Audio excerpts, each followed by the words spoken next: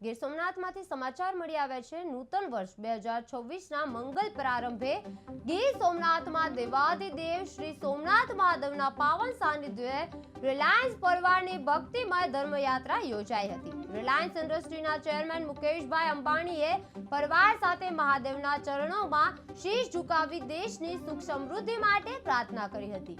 આ અવસરે જન સુખાકારી અને યાત્રી સુવિધા માટે વધુ ₹5 કરોડનું સેવાર્પણ કરવામાં આવ્યું હતું, જ્યારે અગાઉ 24 ડિસેમ્બર અનંત અંબાણી દ્વારા ₹5 કરોડનું અનુદાન આપવામાં આવ્યું હતું। આ રીતે કુલ ₹10 કરોડનું મહત્વપૂર્ણ અનુદાન શ્રી સોમનાથ મંદિર ટ્રસ્ટને પ્રાપ્ત થયું છે।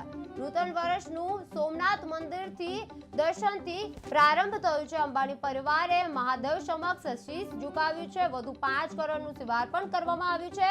અનંત અંબાણી દ્વારા અગાઉ અનુદાન કરવામાં આવ્યું હતું। કુલ એમ મળીને 10 કરોડ જેટલું ટ્રસ્ટને દાન આપવામાં આવ્યું છે। અનંત અંબાણી દ્વારા અગાઉ પણ અનુદાન કરવામાં આવ્યું હતું। વધુ 5 કરોડનું સેવાર્પણ કરવામાં આવ્યું છે। અંબાણી પરિવારે મહાદેવ સમક્ષ શીશ ઝુકાવ્યું છે।